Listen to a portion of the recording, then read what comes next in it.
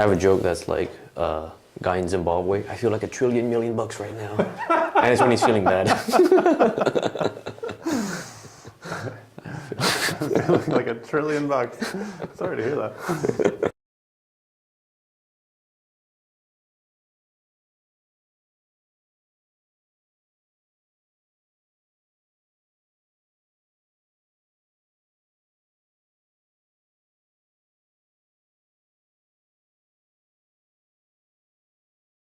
Yep. As ready as we'll ever be. Okay. Do you want to count down? So in 3, 2, 1. Oh, Mask off. need a mask off moment here. Mask off moment. It's Dru. Welcome. Dru all along. It was old man Dru. I'm just kidding. Welcome back to Metropolis. It is November 30th, 2023. It's a nice 3 degrees today. It's not too cold. It's not too cold. Today on Metropolis, we are talking about #Build the Loop, the new Montreal 2024 budget, the Front Commun strikes, the new Québec Solidaire co-spokesperson that's been elected, and the war on Christmas. I'm joined today by Dru Oja Jay, publisher at The Breach and executive director of CUTV. I realized it was already on the other side. So, how are you doing today, Dru? Things are good. Yeah, delighted to be here. Yeah, terrific. Yeah, I'm happy you're delighted. Shall we get into this? Let's get into it. All right. Building the loop. So the loop, if some of you might have seen, it is a fantasy map, a sort of fantasy transit map. If you could get it on the screen. Now this went viral.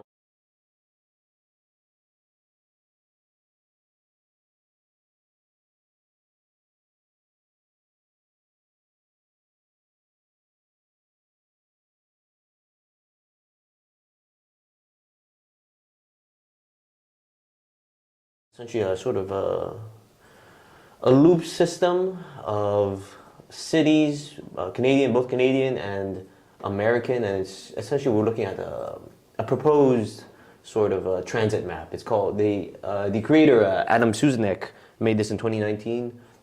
He calls it the Greater Northeast Corridor. So, for example, we have on this Greater Northeast Corridor, we have Montreal to Boston in 56 minutes, Boston to New York in 35 minutes, New York City to Philadelphia in 16 minutes, Philadelphia to Washington, D.C. in 21, Washington, D.C. to Detroit in 72, Detroit to Toronto in 34 minutes, Toronto to Montreal in 51 minutes. And so this would essentially be powered by a high-speed maglev train similar to the ones like the Shinkansen in Japan or the high-speed rail system in China. Yeah, Dru, did you see this going viral? I did see it going viral. Yeah, it was all over Instagram and Twitter. Yeah. Yeah, it's interesting. It's it definitely it's. I mean, I think it's really important to have these sort of especially in moments when these kind of things feel totally impossible. You actually have the most sort of prominent transportation's so-called experts like Elon Musk actually actively working to undermine any kind of like high-speed rail, and was successful in undermining it by like hyping this totally non-existing thing called the Hyperloop. Right, I was going to use... was actually able to use that to like stop a not super high speed, but certainly higher speed rail project in California. it was Anaheim to San Francisco or something like that. It's a very busy corridor. So that's the kind of situation that we're in, right? Like we're even the sort of obvious rail projects that get proposed in North America sort of don't come to pass or are forever studied. Canada in the Windsor to Quebec City corridor has been like studying and making proposals for like decades. I mean, Michael Ignatieff was like flirting with the idea of like upgrading the rail system. He never became prime minister, but that's how long ago it was that we've been talking about this. Obviously, it goes back a decade before that even. So in that context of sort of futility, I think it's interesting and inspiring to think about like what could be. I guess the one thing that I would sort of take issue with is like the statement that's right here is this would literally destroy the North American airline industry, and I don't think it would, and I think that is precisely that kind of goes to the core, I think, of what I think is not the problem, but the sort of missing piece with things like this. I think it's really important for us to think about, okay, what does our sort of climate friendly future look like? Mm-hmm. What does the future of like not having everybody stuck in cars on highways, and burning through our sort of ecological capacity at a totally unsustainable rate, mm-hmm. Look like? But if you're going to build the loop, I think you do have to, destroy something else. I think it would start with, private jets. Like, mm-hmm. You'd have to just phase those out completely. I don't want to get rid of mine though. No? Okay, well, you can keep yours, but in general, we should phase them out. We have to start taking steps to actually reduce emissions, mm-hmm. not just create less emitting things, but actually reduce the existing emissions. And that's really the challenge. I mean, I think with both, Trudeau and, Trudeau and Biden, at the same time, you see there's plenty of investment in, battery plants or like, green infrastructure, mm-hmm. but you don't see the concomitant, commitment to reducing emissions in terms of like the amount of oil extraction that's happening, in terms of the amount of cars on the road. I mean, very, very slowly, and they tend to be very shy about that. So I think this is half of the sort of start of like our regional transportation vision, mm-hmm. That we need to think about. And you think the other half would be just reducing, like, let's say, the reliance on like cars and as well as like private jets and stuff like that. Yeah, I think you have to have a plan to do both. And the reason I say private jets is because I think we have to start with the uber consumer class, like the billionaire class that is just like their carbon emissions per capita are just off the charts. Mm-hmm. So I think you start by making an example of them, because otherwise it doesn't have any credibility. If you start charging people carbon taxes, we've seen the kind of backlash that happens from that. So clearly we need to build a lot of stuff. We need to like massively increase the transit capacity in general, like locally probably is the most important, but certainly interregionally. But we also have to find a ways to reduce things. And I think the way you do that with credibility is you start with the ultra rich. The worst offenders. And then exactly. Like you have to basically, I think, have the goal of eliminating short haul flights, and then eventually long haul. But domestic flights in Canada should be, if we had properly invested, if we'd taken the climate crisis seriously, we would be phasing those out. Mm-hmm. We would be at the tail end of phasing those out right now. We have a lot of catching up to do. Right. You don't think people are taking it seriously because those are still in place and they haven't really been decreased in their usage? No. But it's also, I also have to say, like, this is fundamentally appealing, certainly to someone like me who has like friends in a bunch of these cities. I'd love to be able to go, mm-hmm. Not spend, whatever it is, 12, 15 hours on the train to get to New York. Mm-hmm. But, actually have it be accessible the way it should be. It's 7 hours by car.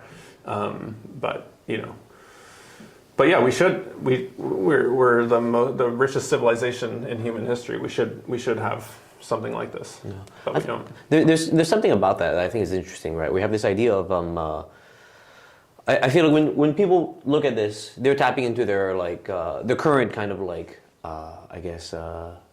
scale of like time that they have to do these kinds of travels, right? I went to like DC earlier this month. I went to Boston as well, and it's like both of those are kind of like pretty like long drives. DC was like I think around like 12, 13 hours, right? And mm-hmm. then this is kind of presenting an option where I can be there in like maybe like what is that? What would that be? Let me just do some quick math here. 2 hours to be in DC, right? And I think sounds good. And in my mind, that like decreases the kind of like just like time spent in between. But I do think there is this, because we're working from our current perspective and like everything is shrunk. I think there's things that people miss out on with this kind of thing. I think there's there's something where like there's this theory in I believe it's in like urban planning or it's something like the people usually the amount of time people will travel, the maximum amount of time people will travel to like a workplace is something like an hour, right? Yeah. And so this makes it so there are entirely new kind of like populations that are now open to like labor markets in other cities, right? Yeah. And I find there's something about that would create an incredibly kind of different like dynamic. One that's like, and like I talk about this, but it's like incredibly hard to predict. And I mean, like one easy thing to think about because I think before when people were talking about like the pink line in Montreal, Valérie Plante's old proposition, Projet Montréal's rather old proposition to add a new metro line that goes through the more denser and poorer areas of the city.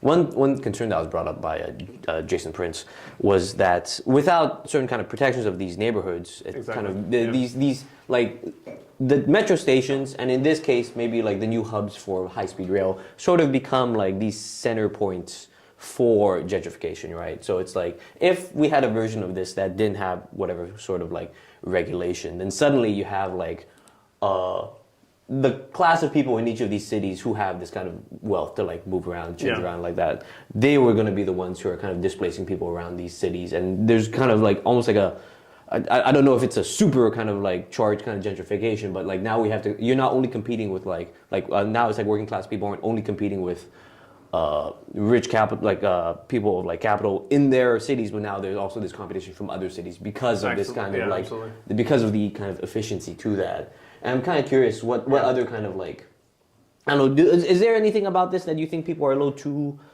gung-ho about, something angles to that people are kind of not really considering? I think it really appeals to certainly people in my demographic, like, you know, sort of educated, professional, mobile. Good looking. You know, smart. Thank you so much. Yeah, so way to throw me off my thought here. I mean, it appeals to people in this sort of like, you know, I don't know, professional sort of demographic. You know, sort of the nomadic worker, the laptop toting class, you know, and that's a minority of the population. And so I think it's fine for this to appeal to, you know, myself. It certainly appeals to me. But I think we also have to, you know, think about the sort of implications. And I think what you're pointing to is interesting. You have like a, you know, there's sort of a frictionless neoliberal quality to kind of what this could be, in the sense that you have like the ability to move from city to city in this like, you know, in one way you could say it's sort of a democratization of this sort of, you know, intercity travel, but on the other hand, it is also like it is a way to make labor more flexible and mobile, and to pit larger populations of people against each other in terms of their in terms of wages, in terms of lots of different things.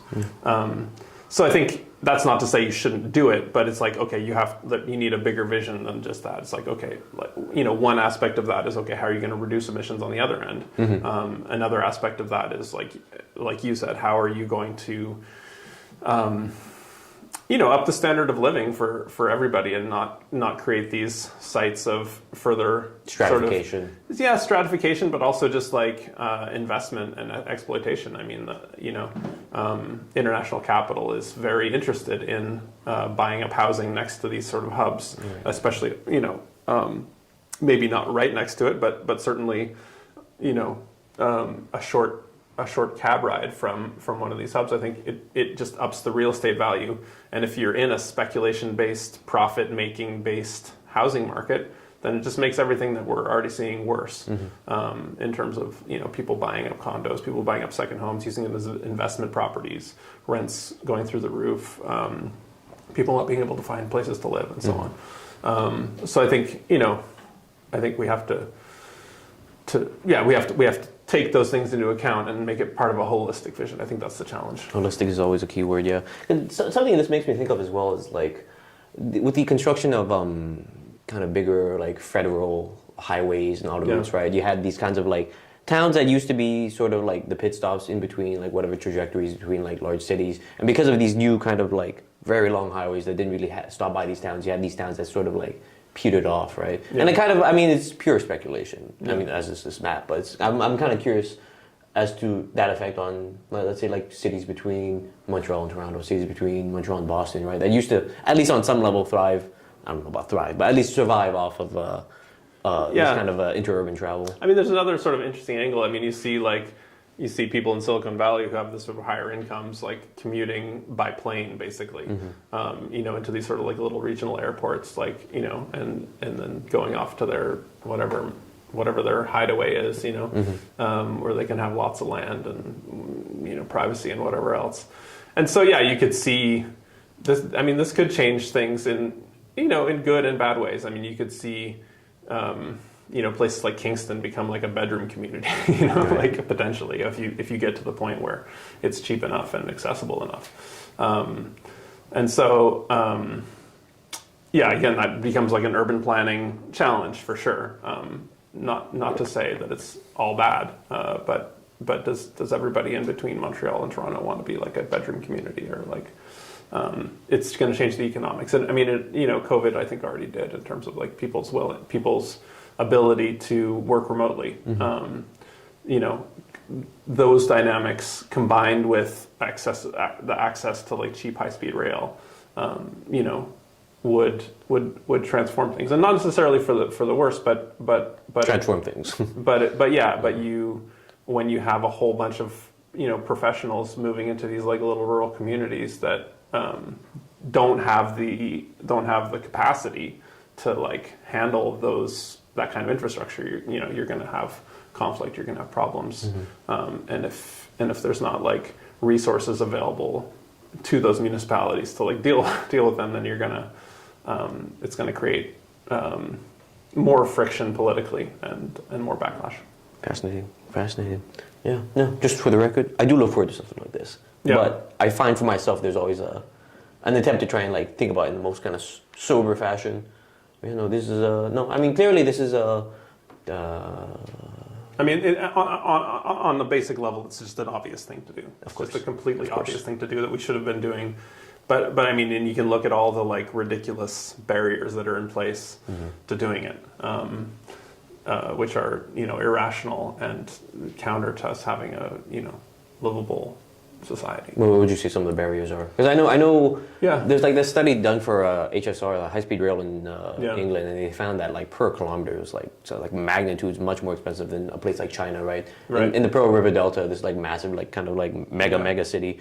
It's like I think their plan was to try and connect something like 7 different cities there. It's this total area is like I think 300 square kilometers is being covered, and they want to make it so anyone can get to work in under an hour with kind of high-speed train, right? And it's something like I think this is. It's not like the same kind of intention behind it, but there is a similar kind of like end result, right? Yeah. I mean, I think it's just neoliberalism. It's just like a total failure of the imagination.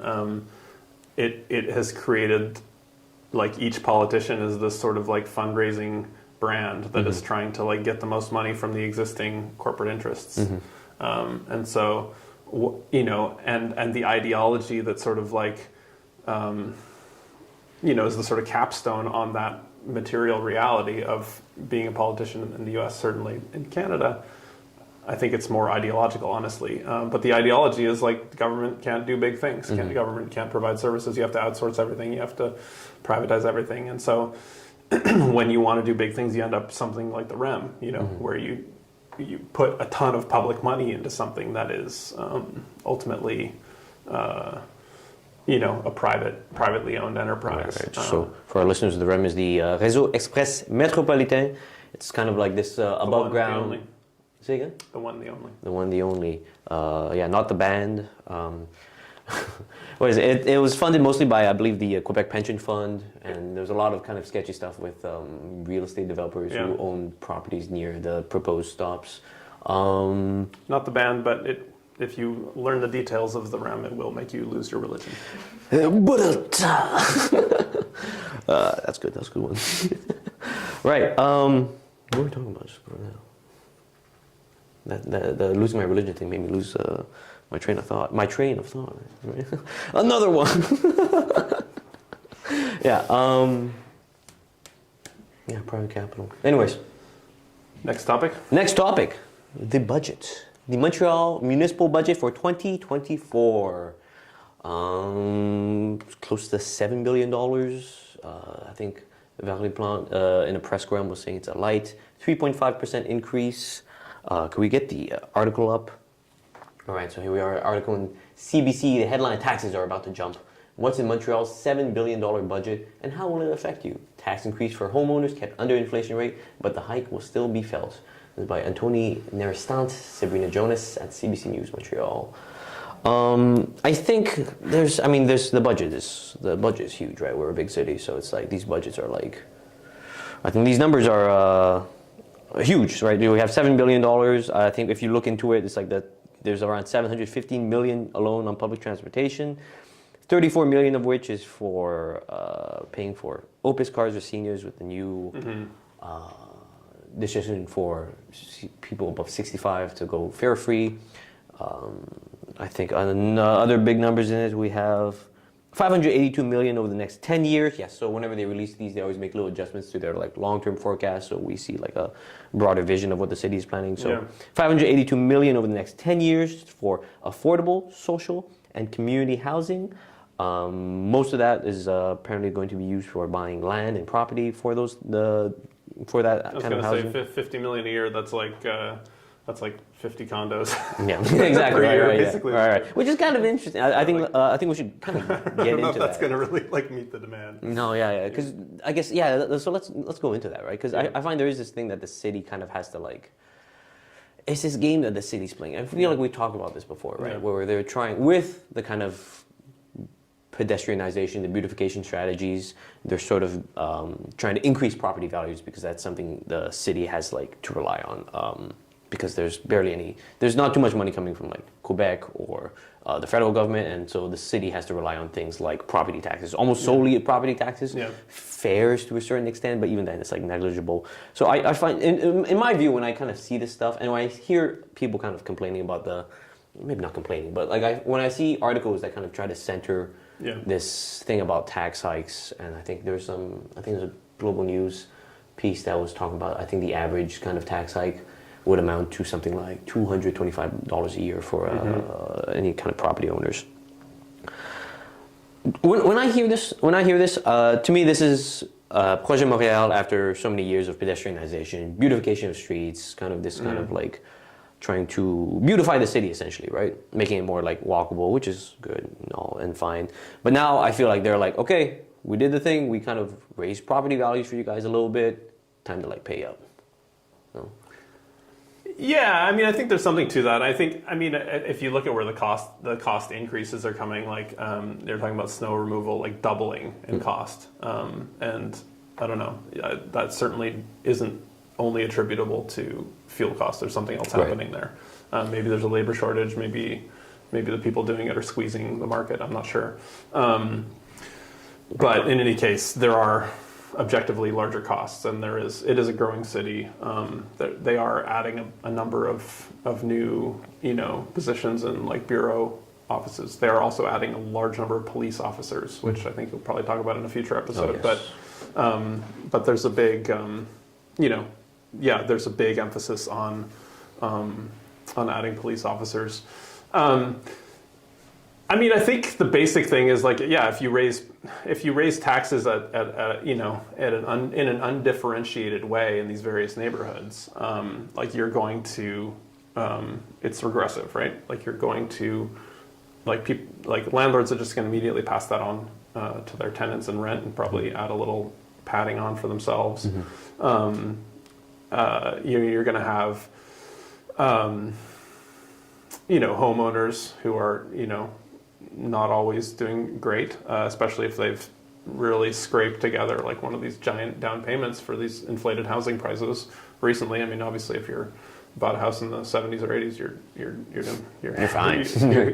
You're maybe not fine, but you're chilling. Yeah. But yeah, if you bought a house in the last like 10 years, I mean, oh my God, an extra little, if you're not wealthy, like you're an extra little couple percentage points on your taxes. And I don't understand if land prices are going up, why do taxes have to go up? This framing of keeping tax increases under the inflation rate doesn't make sense, because your property values are getting inflated, and so why would you need to increase the percentage of that property value that you're taxing? I mean, so You think keep it at the same amount, but because property values go up, you're just yeah, gonna get. if my property was worth $100,000 Damn. 2 years ago, and then there's a 10% inflation, and just property values across the board go up 10%, then you don't like a 2% tax is going to go up by 10% in terms of the actual amount that I'm Right, paying, right. right? So you don't need to actually increase the tax rate, is all I'm saying. That said, I mean, I think basically what we're seeing is that Projet Montreal is running a competent neoliberal city. I mean, that's I think they're putting a lot of money into a lot of things. They're properly staffing certain things. They're building bike lanes. They're creating year-round Bixby service. They're plowing the bike lanes in the winter, so that Usually they're the first to be plowed. yeah, exactly. So and they're fixing the roads. I mean, that's a big one. They're doing things like Montreal roads were basically built by the mafia, and who was like massively skimping on the amount of concrete being put down and pocketing the difference, right? So that's why we have all these potholes, because of all the sort of corruption that happened in the previous generations, basically. So yeah, they are, unlike other administrations, trying to fix that.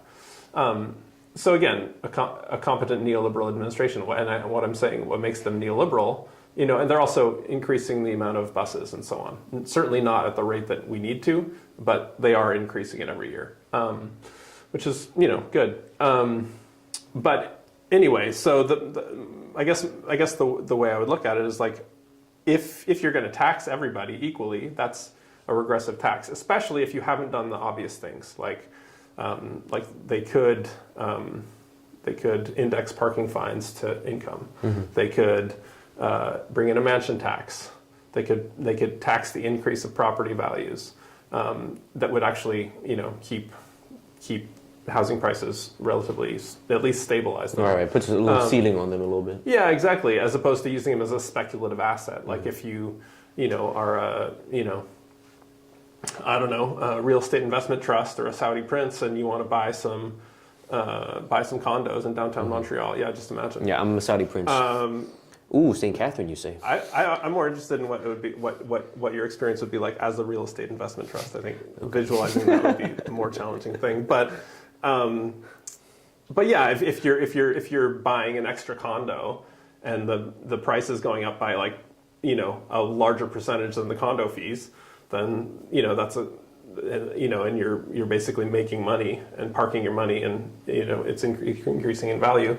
That's a thing that's happening quite a bit. Whether it's people buying, rich people buying second homes, that's a huge thing, or whether it's foreign investors is in the mix for sure. But then there's also real estate investment trusts who have these sort of tax loopholes that they're taking advantage of, and they're basically just giant pools of capital that are buying up housing, and so all these things are making housing less and less accessible to people without adding anything of value to the market. So you could tax that. So there's all kinds of things that you could tax progressively, is my point, and I don't feel like they've really done any of those things, because what they would have to do is make the people with disproportionate amount of power disproportionately angry at them, and that's not what a competent neoliberal government does. It puts the cost disproportionately on the people who are struggling, on the people who are sort of doing okay and getting by, and lets the sort of ultra wealthy and the sort of upper professional classes benefit disproportionately. So those are my thoughts on the tax issue. Right. Yeah, I mean, there's, like you're saying, there's so much stuff to cover in this budget. I think it's like I guess this choice to raise the nice, we changed the slide. Nice. Yeah. So yeah, we can. Yeah, I was just gonna say the choice to actually like raise the taxes. Would you count that as? So you're saying it's them being bad neoliberals, or it's them being competent, right, because they're putting the burden on like whatever, like kind of like just broad swath of people rather than trying to be specific with progressive it's like the old adage, like the rich and the poor are equally equal before the law in the sense that they're banned from Stealing bread. stealing bread, or Right, sleeping right, in tents, right? Yeah, So yeah. So just. yeah. Heavy quotations on that. Yeah, so I mean, let's do a quick little look at this pie chart for the Sure. Yeah. the Montreal 2024 budget. So we have expenditures at 6.9937 billion rather. Mm-hmm. So yeah, it's reaching 7 billion. The biggest chunk of it, 18.3% on public security. So that's police. Like we're talking about. That was I think it's something like Yeah, they keep increasing the police budget. I mean, 120 new. they had an unprecedented increase in the last budget, and then the police went over that by like 48 billion or million or something. So that mostly goes unreported. I mean, it's really interesting listening to the sort of media coverage because they're just cheering on this like massive increase in the police force as if it's like the most important thing. And I think this comes down to like the basic tenor of like what we're talking about here. Right. Like, okay, you're running a competent neoliberal city, but it's also being emptied out by sort of the post-COVID reality of like telework and all these things. Your sort of commercial core is on the decline. Your office space has vacancies, just huge vacancies, alarming vacancy rates, Right. and you're dealing with all these issues. So how do you respond to that, right? Do you respond with creativity and investment and economic development, or do you respond by like clamping down on the inevitable, crime rate going up as people become more desperate, as they can't get housing, even though, and as the sort of money that's coming into the downtown core is, starting to evaporate or certainly reduce. So I mean, they made their decision. They decided, they put the priority on policing because that's what's going to make who they see as probably the most important. The people who are going to vote the most, and the people who support they're counting on for donations and everything. That's what's going to make them feel safe. Right, of course. Is it going to make somebody who can't access housing or who is like spending 80% of their income on housing, is that going to make them feel safe? Probably not. Probably they have bigger fish to fry. But that's not what's going on. Right, yeah. 18.3% public security. Second highest, we have debt servicing at 16.6%. After that, general administration, 11.1%. Culture, recreation culture at 10.3%. In the past, this was not fourth on the list, so it used to be further back. I'm kind of curious about that. If you have any kind of just quick, cursory kind of comments about the last kind of sections we just covered. Excuse me. I'm not sure about the culture stuff. I would imagine that, again, like we were talking about, I think in one of the previous episodes I was on, like the model of culture, and we're not talking about like, we're talking about sort of tourism, basically, tourist-facing culture, Right. as opposed to Your Oceagas, heavy MTLs, Igloo Fest, relying on kind of these kinds of things. Right. Festivals, the whole summer of festivals, like all this stuff. It's like stuff that's gonna bring money into the downtown core, and it's gonna be mostly extracted by the interests that have sort of found a way to find those sort of choke points of like people going to get food or whatever, and like extract the money from those hotels. Hotels certainly. So I think that's the model that we're in, and my guess is the investment is mostly devoted to that, as opposed to other forms of culture which can also have economic benefits, but not in ways that immediately sort of benefit those concentrated capital and their sort of power structures.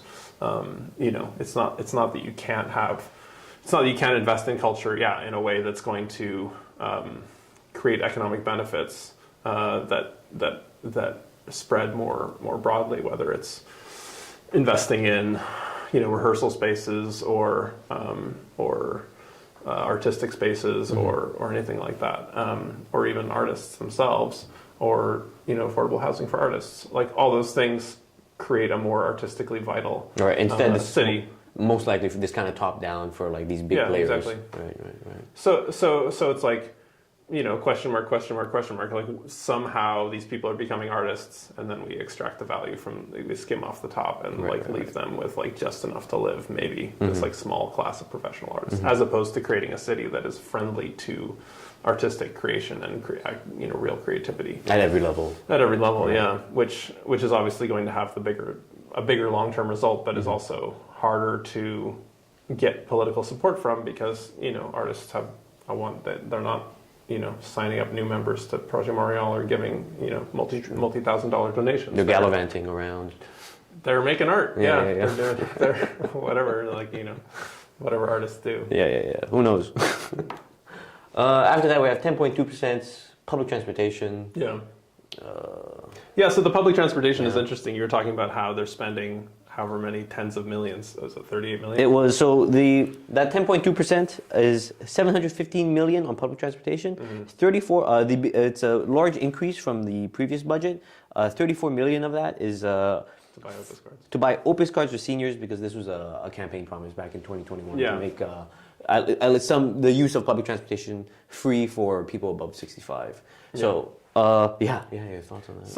So yeah, I mean, I think like as a policy, making transit free for seniors, I think makes total sense. It's just that it should be a no-brainer, and certainly for youth as well, which I think they've done a little bit of. But the issue with taking this approach of like phasing in free public transit for particular groups is that you still have to like maintain all the billing, all the sort of like, you have to pay you're paying all these people like, near six-figure salaries to run around and harass people and ask them for their Opus card and scan it or whatever. So you have enforcement, and then you also, which has no real social value except that, it's ensuring that people are paying the cost, not the cost, but the ticket price. But then you also have all the machines. You have all this IT. You have to make sure that it's working. You have to make sure all these machines you have to maintain all the machines. So it actually comes out to like a pretty significant percentage. I think I don't remember the exact number, but it's certainly over 10% of the overall. So if you actually made transit free for everyone, you actually save a bunch of money, like a whole bunch of money, like right off the bat. But by phasing it in, you're basically having to like subsidize the cost of the like fee collection, even though it's free for those people. Right, you're still maintaining that kind of accounting infrastructure, even though you're trying to make it free, while still trying to secure that. So you're basically just paying their fare as opposed to creating a system that is based on progressive taxation, for example, that goes and says, okay, well, there's the people who are making the most money in the city can pay a disproportionately large amount, and that can make it free for everybody. And everybody pays a bit, but people pay based on their ability to pay and out of proportion once they get into the higher income brackets. That would be the way, then you save a bunch of money, you create a free service that's free for everybody, and you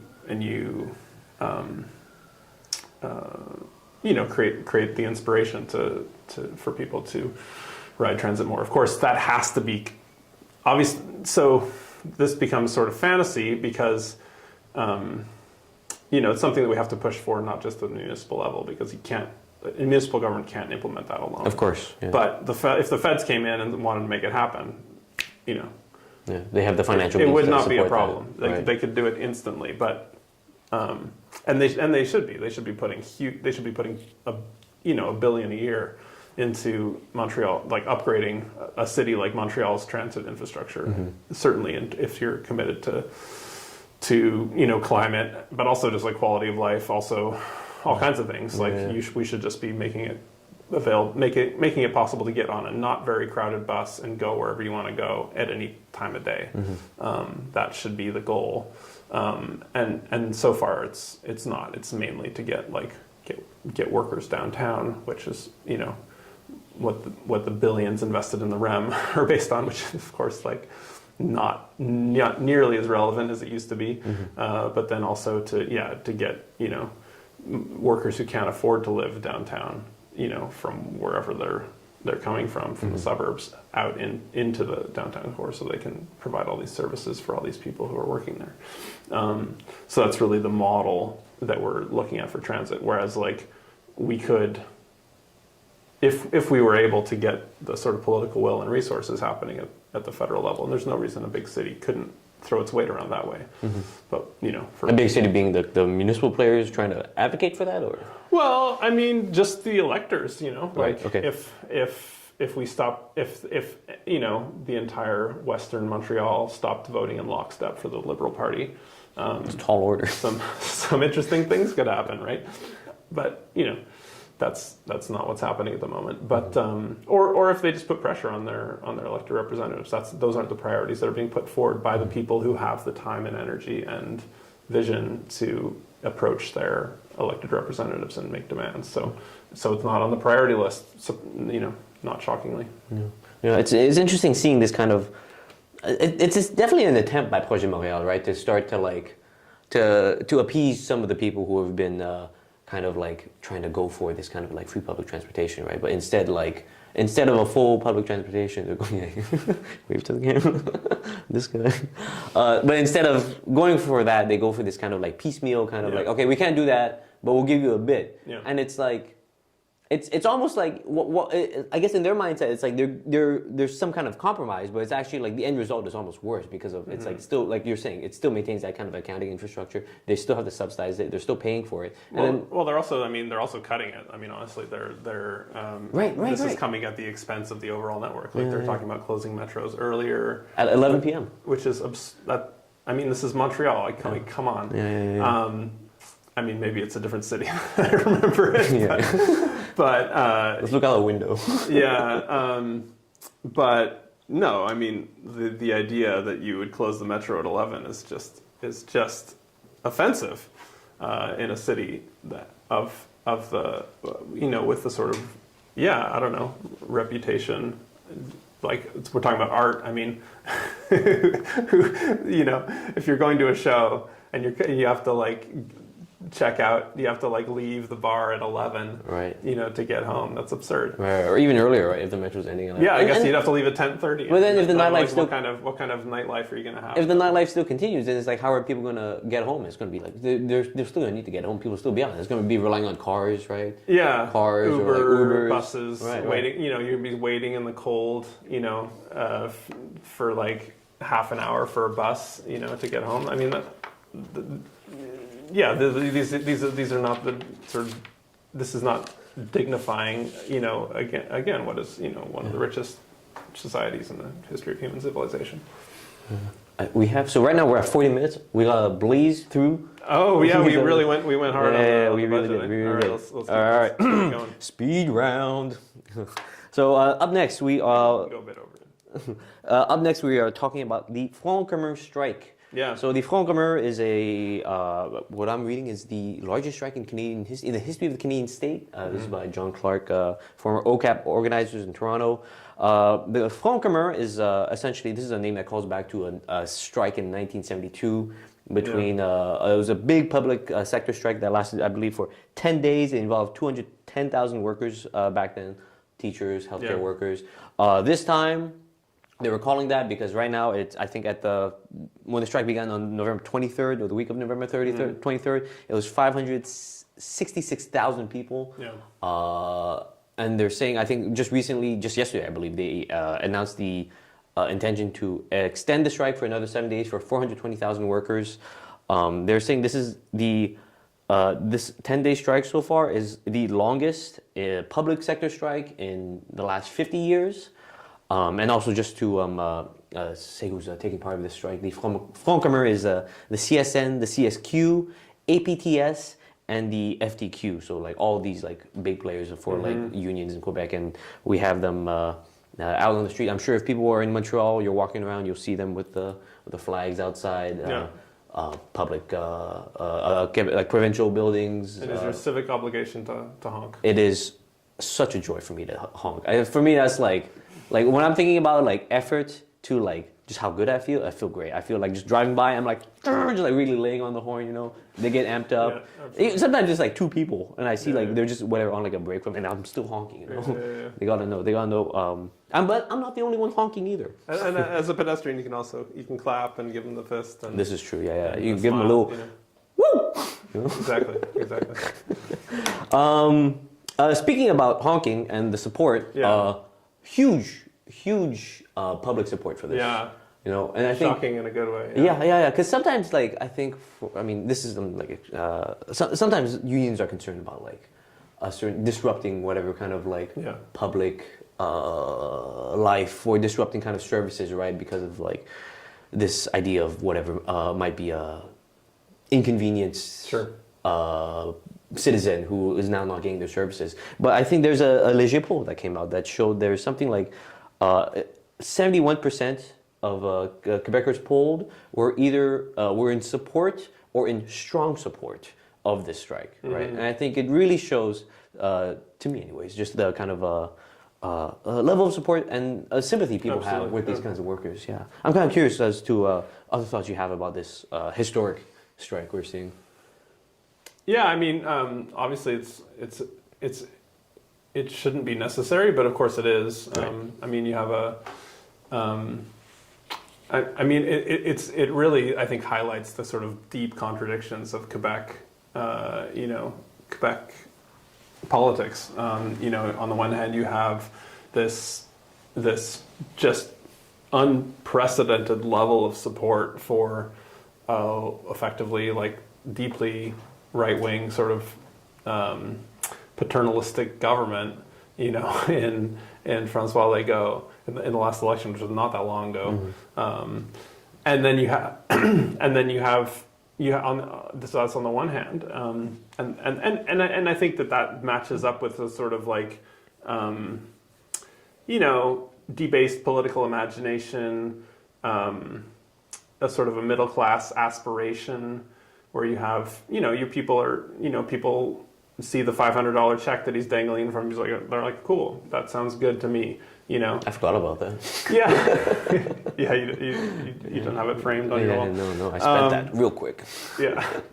So yeah, you have a situation where on the one hand you have the sort of broader trend of neoliberalism, sort of, doing its thing, degrading our political imaginations, making it very difficult to imagine anything better except for like personal advancement within the middle class framework, or whatever, buying a new CRV or whatever. But on the other hand, you have a culture, a political culture that's formed without, for decades, for a century, more, without a political elite, without an economic elite. You have a situation where there was a linguistic divide, and there wasn't an economic elite, but it was Anglophones, right? Right. And so you have a whole culture that has a deep reserves of social solidarity that are sort of latent because they're not being affirmed by any of the like media or culture, or sort of the culture that gets sort of fed to you on TV, which is very North American neoliberal, but it's still there somehow. It still sort of exists, whether it's in the language, the way people relate to each other, and so on. And so yeah, when you have a big strike, when 420,000 workers go on strike, all of a sudden something gets activated, and it's like, 7 out of 10 people. This kind of latent solidarity that was there, maybe quiet during elections, is kind of brought up again. Yeah, and I would say it validates something that you basically never hear in the media, which is that the public sector is the in a social democratic or sort of post social democratic society, is the key mechanism for redistributing wealth along, and that, you know, along geographic lines, along racial lines, along gender lines. Having a well-paid public sector increases equality and erases inequalities and increases the sort of capacity for social solidarity on all those sort of levels. Could you go into specifically how it does it along gendered lines? Yeah, I mean, specifically, I mean, you have a big gender pay gap in the private sector, first of all, mostly because of maternity leave, but also just because of sexism. But you also have disproportionate number of women who work in the public sector, you know, whether it's as teachers, nurses, or just functionaries. You have Pink collar jobs, I believe they call it. Yeah. So you have a disproportionate number of women, and they're disproportionately forming, especially you know, in the last couple decades, the leadership of these unions and the sort of organizing. And so, yeah, when you have these unions dedicated to, Public Service Alliance of Canada, for example, like had a huge multi-decade lawsuit on the sort of gender pay gap, which they won, and the Canadian Union of Postal Workers, for example, struck specifically for maternity leave, which set a precedent that rippled across all kinds of different other sectors. That was in 1980, in the 1980s anyway, 1980, I think. But in any case, it's an engine for erasing these sort of inequalities and sort of structural oppressions that happen in society. And it's also an engine and I think this is even less understood, for economic development, because you have when you have the imperative to tax corporations more and to tax the rich more, and then hand that money to working class people who provide a useful service that makes people's lives easier. Making people's lives easier gives them more capacity to do things and be, you know, productive in both economic and sort of non-counted ways. But also it increases the amount of money in their pockets, so they go and spend it in their local communities, whether it's, you know, going to restaurants, buying clothes, you know. There's more purchasing power. Yeah, services, like construction, all that stuff happens, and that creates more economic activity, and so it actually fuels economic growth, basically. I do think, and I think this is undersold as one of the virtues of investing in the public sector, and so, you know, absolutely, people's, you know, public sector workers' pay has fallen behind, and should be brought up to the point of inflation. So the frequently cited example is that you have police officers, you know, just renegotiated, and they got a 20% pay rise over 5 years. Legault and his caucus, who recently voted themselves a 30% pay rise, not over any years, just when one shot, are now offering 9%. You don't think they deserve it? They've been working so hard on destroying the province. They are working very hard. So they're offering 9%, right? Which is not even a nice round 10. I mean, give me a break. Yeah. So I mean, the cause is just, absolutely, but I think that there's a bigger picture where not only they deserve 20%, but that's, you know, I think that the typical sort of neoliberal line is, oh, you're going to have to pay that in taxes now. Right. And I just don't think that's necessarily true. I mean, it's true if you run a neoliberal shop, but there's lots of money to go get, whether it's taxing, you know, excess profits, whether it's taxing corporate profits, whether, you know, there's all kinds of stuff. There's all kinds of places to go get money that aren't, you know, just from regular from people. the middle class, right, from the working class. Yeah. Right. No, absolutely. No, yeah. I think. No, thank you for that. Thank you for those observations.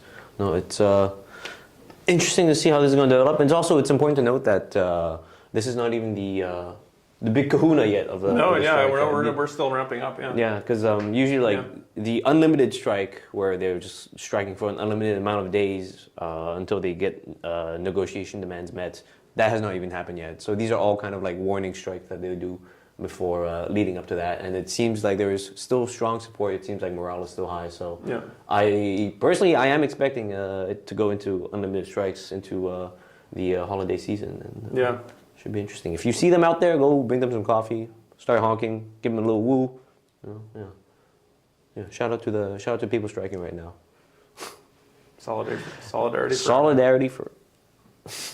Up next, let's talk about a party that people call the Montreal Party in provincial politics. You know, Québec Solidaire. They have just recently elected a new co-spokesperson. So Québec Solidaire, unlike other parties, does not have a leader in the strictest sense. Yeah. They have two people who represent the wishes of the membership of the steering committees and so on. These Collective people are, leadership. Yeah. Exactly, collective leadership. They have a rule about gender parity among the co-spokespeople. Currently, we have Gabriel Nadeau-Dubois, who is the co-spokesperson. He represents the riding of Gouin out in sort of like the Rosemont area, eastern Montreal. And the former co-spokesperson, Manon Massé, lover, she's now out. It was her last kind of a term as a co-spokesperson. Yeah. And Still an M&A, but yeah. Still an M&A, exactly. Yeah. Still an M&A representing Saint-Marie. Saint-Jacques. Saint-Marie, Saint-Jacques, yeah, exactly. And now she's been replaced. There's elections held at the party congress in Gatineau this last week. It was a tight race between Ruba Ghazal, a Palestinian M&A who represents sort of the plateau area, and the winner, Émilie Lessard-Terrien, out in. She's a former M&A from Abitibi-Témiscamingue, sort of a mining community, rural, regional, right next to the border of Ontario, kind of not too far from Timmins, sort of like right. I think Val d'Or is a part of it, but like sort of in that kind of like northern region. And curious as to your thoughts about this new co-spokesperson. I have so many thoughts, but That's good for the show. I will try to parse them properly. So Québec Solidaire, I think, is primarily primary preoccupation right now is where they're going to expand their reach. Because they had a sort of precipitous rise. They started with 2, I think they went up to, anyway, I don't remember, but they added. It was in every election they kept adding. Yeah, it went from 2 to 3 to 9, and then now I believe they're at 12. Yeah, exactly. So I think what they say is they've hit the plafond, they've hit the ceiling. In the last election specifically, I think they lost a seat, they gained a few others. And I think that they've gone. Yeah, they've taken a strategy of basically going hard on this, emphasizing sovereignty, and they've really tried to like lock down the sovereigntist vote, and that's it seems has significantly backfired. I mean, I think it did. I think it did seem like a brilliant move. In the 2018 election when they made those big gains outside of Montreal, they also won in Abitibi-Témiscamingue, which is Amélie's Lessard-Terrien. So they were able to get off the island of Montreal by mobilizing a activist base of people like the Option Nationale people. They basically merged with Option Nationale and became and got a bunch of new young sovereigntist activists. And they benefited from that. But now they're sort of hitting the ceiling, and they're trying to figure out where their support's going to come from. They lost I think Emily's lost her seat in the last 2021, election. So you had a sort of kind of clear which direction should we go leadership contest, and the 2 leading candidates were Ruba Ghazal and Émilie, and it's interesting because I think they all have worked closely together. They all like each other, and oddly, there's not a lot of the debates are available online. You actually had to go look at like somebody had like propped up their phone at a weird angle, and like you can hardly even make out the faces of the people. That's how you have to watch the debate on YouTube. But I watched it nonetheless, and it was interesting because it's like it's a bit of a love fest, honestly. Like the 3 candidates, the other one was, you have to remind me of her last name, Christine. Labrie from Sherbrooke. From Sherbrooke, yeah. So the three of them, I think Christine Labrie is clearly sort of aiming for the future, in the sense of getting her name out there. Getting her name out there, yeah. Probably not, certainly not as polished as the other two. Like, it was pretty clear that Émilie Le Sauterien and Ruba Gazal were the front runners. They're both very well spoken, very dynamic, very engaging personalities. Certainly the level of political talent that, I mean, some other parties won't get into might, could feel very jealous of, I think, to have that much political talent on the stage, just in terms of, how you present, and how you get your ideas across. But yeah, Ruba's, pitch was very much, I'm going to go to the banlieue. I'm going to go get I'm going to connect to people in the suburbs. Right. She grew up in Laval. Because I'm a child of the suburbs, she says. And it was also like a pretty heavy emphasis on like the sort of isms, the sovereignism, feminism, and a few other things. Very, very, very clear set of ideas just in terms of the orientation of the party. You didn't have a lot of policy debate, which is interesting. I think also a function of their sort of leadership structure, because the policy doesn't really get made by the leaders as much. It gets made more by the membership. And then Émilie Le Sauterien was really going hard on les régions. She's I think she had a great line from the leadership convention, where she said, I want to be from the regions like like the cowboy fringant. I want to play the Bell Center, but not forget to tour the regions, to tour the little villages. So that's, I thought that was a really encapsulated sort of what she's talking about. And it's interesting because it was definitely like a clear, in terms of like who you're going to appeal to, it was a clear sort of fork in the road in terms of like, clearly Ruba Gazal was going to be able to appeal more to sort of, new, like, racialized immigrants, people who are sort of outsiders, and bring them into the sort of their sovereigntist project and sort of create an example of how that can happen on an individual level. And of course, Émilie is there, driving her Ford F-150, food sovereignty activist, talking about, is she's a farmer. Yeah, exactly. Talking about getting people in the regions, in les régions, as they say, to understand why Québec Solidaire is the better choice for them. And so the membership, by 3 delegate votes, chose Émilie Le Sauterien. And so I think, of course, since then it's sort of resurfaced. She had made news several years ago by complaining about the sort of accaparement de terre, the land grabs that were happening. And she was specifically sort of citing like Chinese predators that were coming in and buying up all the land in there. I think her quote is like, where I'm from, we call them predators. Yeah, exactly.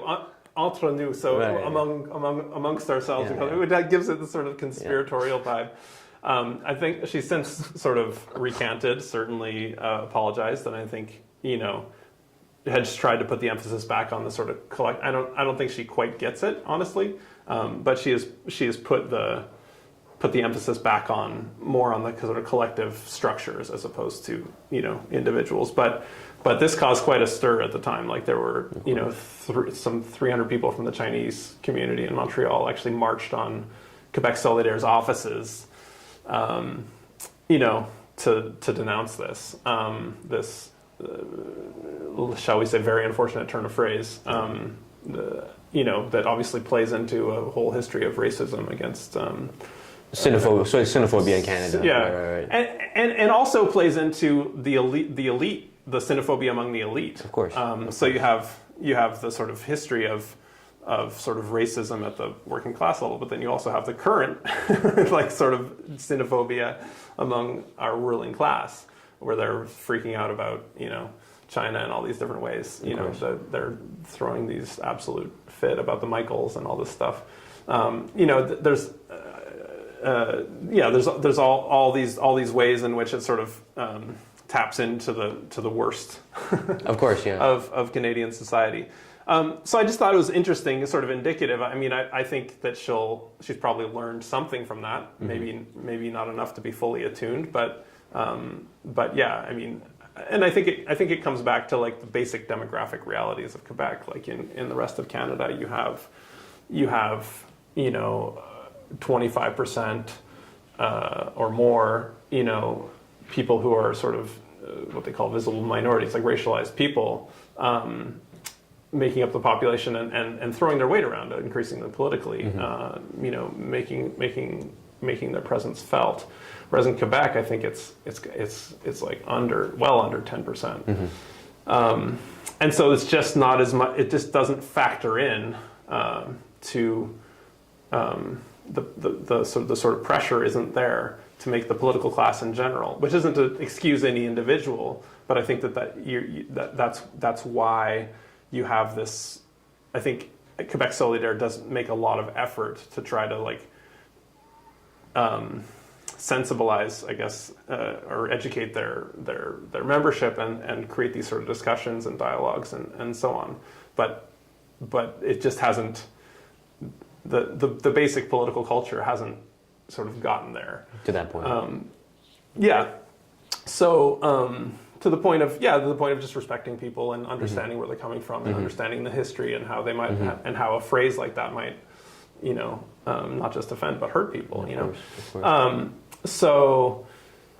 Which isn't to like, I don't think it's a knock on Emily's. I think she's just reflecting her milieu. She's reflecting where she's coming from. But yeah, it'll be really interesting because now you have Gabrielle Nadeau-Dubois, like noted nationalist, but who is trying to sort of fit multiculturalism under nationalism, which is an interesting challenge. And I think Emily's has basically the same approach, from what I can tell, to sort of how to deal with people from multiple backgrounds. Like a sort of a pluralistic nationalism. Yeah, based on the actual lived experience. But the lived experience, of course, is very segregated, so there's the like fundamental contradiction of the sort of cultural and political project that they're trying to take on, and it's going to be interesting, and it'll be really interesting to see. I mean, she's a very, very clearly very talented politician, doesn't currently have a seat in the National Assembly, and so is going to be hitting the ground, probably talking to a lot of riding associations and members, and has made it clear that she's really interested in bringing these sort of deeper transformative projects, whether it's food sovereignty or climate change or the Constituent Assembly, which is their sort of method for achieving sovereignty. Their proposed method. So yeah, she's really interested in selling those deeper projects, which it'll be interesting to see how it plays out. I think to cap off what you're saying, I think in 2018 I thought Emily's was the kind of most significant kind of development for QS, right? Absolutely. Because in 2018 QS was able to, I think, triple their seat count. They were able to get off the island, but even though they got off the island, they got to like I think 2 seats in Quebec, 1 in Sherbrooke, which are still kind of these urban centers, right? But then here you had Emily's in like in Abitibi, right? And I think they were able to mobilize the people at the sea ship there. But now you have this kind of like a sort of a beachhead into the regions, right? Which is something that I find like is kind of an issue for a lot of parties, especially kind of like left parties, right? They're kind of considered this kind of like the urbanites, the liberal urbanites that like, or maybe just kind of like there's people who were educated to a certain extent where the Liberal Party is no longer in interest, and so now it's like the left parties. But it's going to be absolutely interesting seeing what the direction of the party is going to be like for the next 4 years. And it's also like it does kind of put a bit of a less of a Montreal focus on it, right? So it kind of shows that like while Montreal during like all the kind of progressive movements here that formed QS early on, that was the kind of the coalition between them, that between the anti-racist, feminist movements, nationalist movements that sort of coalesced into QS, and then how they picked up people, a lot of people, right, from the student strikes in Montreal, and now it shows this kind of direction where like, okay, like while we were kind of like, this like Montreal was like the kind of nursery for us. Yeah. There's this kind of like specifically, I would say like a vision, a cosmopolitan vision of nationalism, right? That was born here through those coalitions, and that is now starting to kind of like blossom and expand and explore into the regions. And it's going to be interesting seeing what the pitch is, how people receive it, because the regions are incredibly leading in the favor of either. Well, it used to be the CAC, but now you have the PQ sort of on the rise again, which is interesting to see. We have to wrap things up quickly. Yeah, sure. This was a last minute edition. I thought it was kind of funny. If we could, yeah. So here we have the war on Christmas is back. I just want to salute Justin Trudeau's troops in their valiant efforts in taking the war to Christmas. Yes, finally. Christmas will be defeated in our lifetimes. All right, so here we have an article in the National Post. Federal Commission declares Christmas holiday is religious intolerance. Yeah. The Canadian Human Rights Commission, which wields broad quasi-judicial powers, argued that a day off on Christmas is discriminatory. And this is by Tristan Hopper in the National Post. What do you hate Christmas, Drew? No, but I absolutely believe that Christmas should be defeated in the war on Christmas. In the war on Christmas, Justin Trudeau is absolutely bold Yeah. in his progressive moves to eliminate Christmas. I think that's amazing. What do you think is going on here? Why do you think this is? Why is this? So if we actually look into it, I mean, seriously now. It's extremely silly, but it has become sort of national news. So that's what makes it interesting. Is it's like, okay, basically you have a couple of medium to small size right-wing Twitter accounts that a week and a bit ago discovered, somebody either fed it to them or they discovered it somehow, or somebody mentioned it and they tweeted about it. But anyway, they discovered this statement on the Canadian Human Rights Commission's website that says, people basically states the obvious. Like, people get time off for Christmas, but people from other religions have to ask for that time off, for their... It's not automatic. For their holy days, right, yeah. Right. They have to put more effort. Exactly. And, it's not always possible and so on. People schedule things and there's no recognition. So they basically say that, and then they say there's actually been quite a history of imposing Christianity on people. Also not particularly controversial. I mean, nobody's denying that, Christianity has been forced on people to a very significant degree, and this is part of a bigger colonial project. And the statement basically says that. And I think there's maybe one bridging sentence that sort of puts those two things together. So the implication, I didn't see any, maybe I didn't read it thoroughly enough, but there's no immediate policy conclusion, like, oh, we should get rid of Christmas. Right. But anyway, these right-wing Twitter accounts... We need to kill Santa Claus. dug out this sentence, quoted it on Twitter. 2 or 3 days later, it shows up in a National Post column. Our illustrious hedge fund, U.S. New Jersey hedge fund-owned press network, pays people a lot of money. Pays Tristan Hopper a nice salary to dig these things up on Twitter and make them into a national news. So that's where you get this. And then you have the Legault government. Not just that, but it was pretty unanimous in the National Assembly. Yeah. Sure. In support of Legault's decision. Yeah. So Legault and says, "Oh, well, we are going to fight back in the war on Christmas." And this is perfect because, as we just said, 7 out of 10 people are, 7 out of 10 people are supporting not his side. It's like 20% who back him in his attempt to break, make public sector workers take a pay cut. And so what better kind of distraction from that than to fight back valiantly in the war on Christmas? Yeah. And why wouldn't he take that served up on a platter by the National Post? So now, there's a whole news cycle about Quebec's brave support of Christmas. Brave support of Christmas. Right. It's great. I love that from a government that says they're trying to separate church and state, and here they are, be like, no, we need this. But I also love that it sort of, again, it's religious minorities are probably like a much smaller proportion overall of Quebec's. So we're getting into it sort of ties together two topics here. We just talked about Legault's sort of waning popularity and the sort of dynamism of Quebec political culture, in the sense that they've just yanked the rug out from under them in terms of support. But then you also have QS, which is reflecting, I think, just the obviousness that Christmas is something that everybody celebrates. I don't know how QS voted, but I think Emily's Lessartarian's like comments about Chinese predators are in that same vein of this just sort of ignorance, like if you live in Montreal, you probably have friends who don't celebrate Christmas or eat Chinese food or do whatever they do instead. There you go. That's 2 for 2. I was actually going to ask you what's your experience of this of Christmas, because I mean I think if you live in a multicultural society, which most Quebecers do not,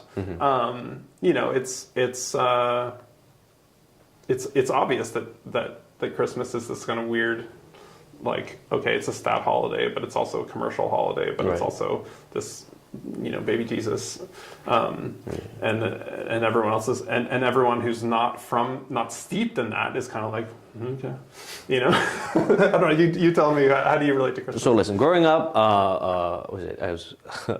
we celebrated Christmas, but it was just kind of like, it's a day off, it's a day off. We're gonna have it's just an opportunity to have dinner with family, share, exchange presents and stuff like that. That's really the extent of it, I think I still am kind of a believer in whatever kind of like holiday spirit in this time of like whatever, like sharing and like feasting, right? But like really on that kind of like on the broadest level of that, like if it wasn't Christmas and they called it something else, but it was still effectively we're sharing gifts and we're gonna like eating together. To me, that's what's the important part of it. Much less the actual like whatever, like baby Jesus part and stuff like that. Like I remember specifically with like Santa. I mean, we lived in like an apartment, right? We didn't have a fireplace. And I was asking my mom when I was young, I was like, how does he get here? And my mom was like, he actually phases through the wall.